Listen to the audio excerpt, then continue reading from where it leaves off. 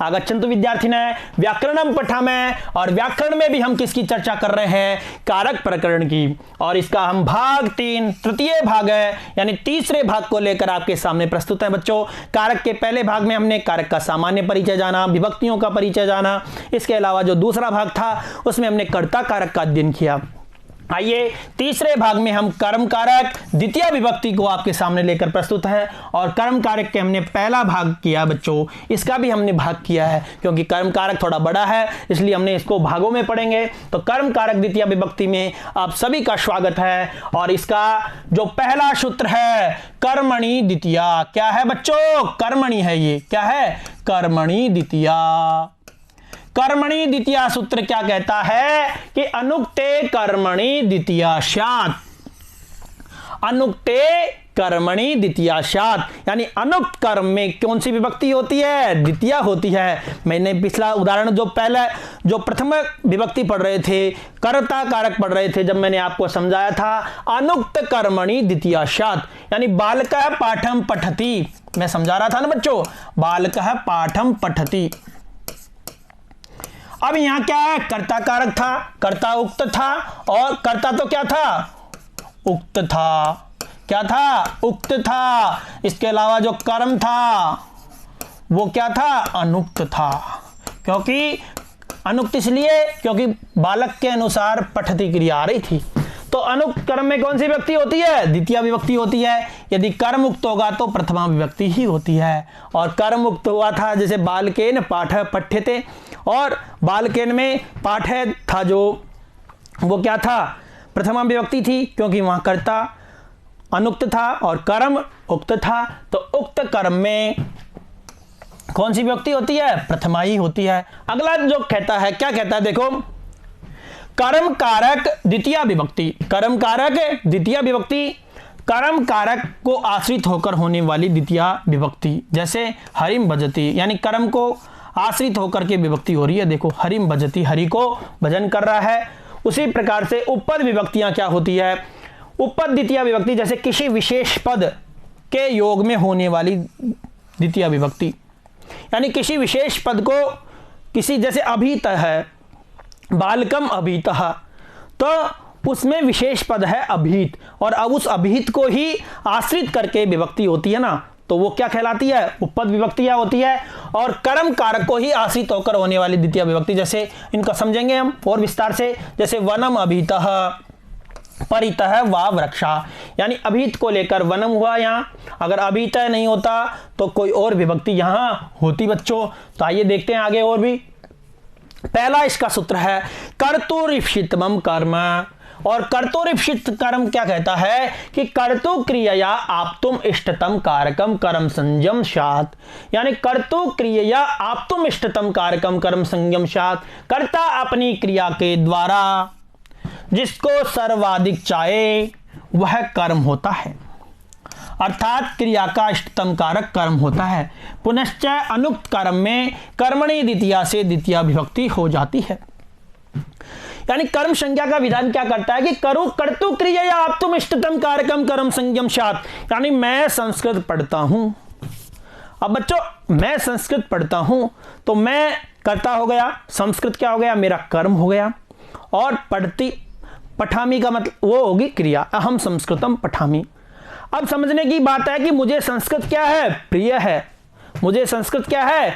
इष्ट है। मेरे लिए वो क्या है? इष्ट है। तो कर्तु क्रिया या आप्तुम इष्टतम, और मेरे लिए संस्कृत इष्ट है तो मेरे लिए उसकी संस्कृत की क्या होगी? कर्म संज्ञा होगी। और मेरे लिए संस्कृत क्या है? इष्ट है, इसलिए उसकी क्या होनी चाहिए?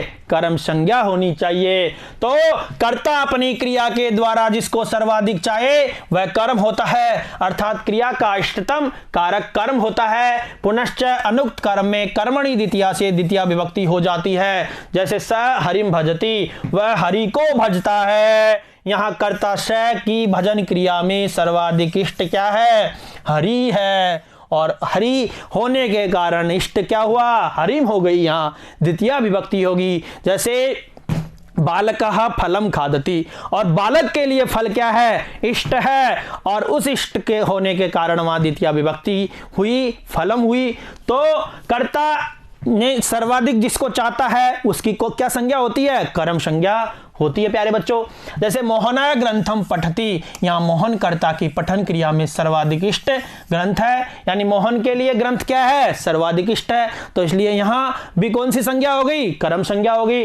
सुरेशा चित्रम पश्यति, यहाँ सुरेश कर्ता के देखने की क्रिया में चित्र क्या है? इष्टतम है, और इसलिए यहाँ भी कौन सी संज्ञा होगी? कर्म संज्ञा होगी। पाचक है तंडुलान पचती, यानी पाचक तंडुलों को पकाता है, पचाता है, तो यहाँ पाचक के पकाने की क्रिया में तंडुल की इष्टतम संज्ञा है। तो बच्चों सर्वाधिक कर्ता जिसको चाहता है उसकी कर्म संज्ञा होती है, और कर्मणि द्वितीया से वहां कौन सी विभक्ति होती है? द्वितीय विभक्ति होती है। कौन से कर्म में? अनुक्त कर्म में। और उक्त कर्म में कौन सी विभक्ति होती है? प्रथमा विभक्ति होती है। ये ध्यान रखने की बात है।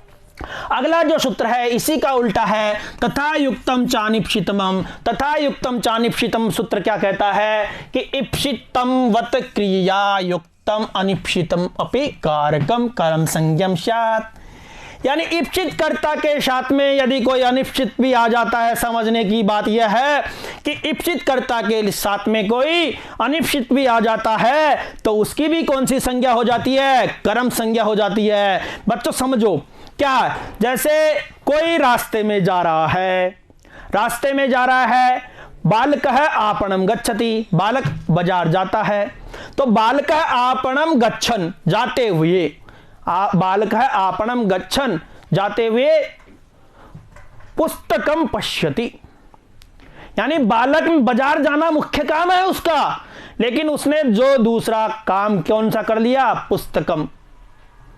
तो उसके लिए इप्सित नहीं थी, वो बाजार जाना इप्सित था। उसी प्रकार से सह गच्छन तृणम स्पर्शति, वह जाते हुए तिनके को छूता है। कई बार हम सोचते नहीं है उस चीज को, और उसका सोच के विचार करके भी हम नहीं जाते हैं, फिर भी वो काम अनिप्सित होता है हमारे लिए, फिर भी हम उसको कर देते हैं। जैसे सर्वाधिक इष्ट कारक के साथ में यदि कोई अनिप्सित अनचाहा कारक हो तो अनचाहे कारक की भी क्या हो जाती है? कर्म संज्ञा हो जाती है। यद्यपि कर्ता को क्रिया के द्वारा प्राप्त करने में वह कारक इष्ट नहीं होता है, फिर भी उसकी कर्म संज्ञा हो जाती है। अनुक्त कर्म में पूर्व द्वितीय विभक्ति होती है। जैसे समझो बच्चों, सा ग्रामम गच्छन तृणम स्पर्शति, वह गांव जाते हुए तिनके को छूता है। तृणम स्पर्शति, यानी यहां गांव जाना तो क्या है? इप्सित है, लेकिन तिनका जो छूना है, तृण को जो छूना है, वो क्या है? अनिप्सित है। तो इस इप्सित के साथ में अनिप्सित की भी क्या हो गई? कर्म संज्ञा हो गई। तथा युक्तम चानिप्सितम सूत्र यही तो कहता है कि कर्ता यदि इच्छित कोई काम कर रहा है, उसके साथ में कोई अनिश्चित काम भी हो जाए तो उसकी भी कौन सी संज्ञा हो जाती है? कर्म संज्ञा हो जाती है। और कर्मणि द्वितीया से उसमें कौन सी विभक्ति हो जाती है? द्वितीय विभक्ति हो जाती है। तो यहाँ गांव जाते समय अनायासी तृण को स्पर्श हो जाता है, तो यहाँ ग्राम इप्सित है तथा तृण अनिप्सित है। उसी प्रकार से श ओदनम भुंजानो विषम भुंगते, कभी पता है कि खाने में विष मिल जाता है, फूड पॉइजनिंग हो जाती है, तो कई बार क्या खाते हुए उसमें अनायासी क्या हो जाता है? विष मिल जाता है, विष मिला दिया जाता है, तो वो उसको भी खा जाते हैं। तो ओदनम भुंजानो, यानी चावल खाते हुए, चावल को खाते हुए विषम भुंगते, विष को भी खा जाता है। तो यहाँ कर्ता ओदन के साथ में अज्ञात व अनचाहा विष भी खाता है, तो यहाँ ओदन इप्सित है तथा विष अनिप्सित है। भ्रमणम कुर्वन् चोरान पश्यति, यहाँ भ्रमण कर रहा है कोई व्यक्ति, और भ्रमण करते हुए, भ्रमण तो उसका मुख्य कर्म है, इप्सित है, लेकिन वो चोरों को भी देख लेता है, अनिप्सित को भी देख लेता है। तो यहाँ भ्रमण इप्सित हो गया, चोर क्या हो गया? अनिप्सित हो गया। तो यहाँ भ्रमण के समय चोर अनचाहे को देखता है, भ्रमण इप्सित है एवं चोर अनिप्सित है। तो इस प्रकार से बच्चों हम न चाहते हुए भी किसी को काम को कर लेते हैं तो उसकी भी कौन सी संज्ञा होती है? कर्म संज्ञा होती है। तो इस प्रकार से बच्चों हमारा जो ये भाग 1 था, भाग फर्स्ट था, कर्म कारक का द्वितीय विभक्ति का, वो पूर्ण होता है। अगले भाग में हम इसकी जो कर्म कारक है उसकी उपपद विभक्तियों की चर्चा करेंगे। बहुत बहुत धन्यवाद। पुनर्मिलामः। नमो नमः।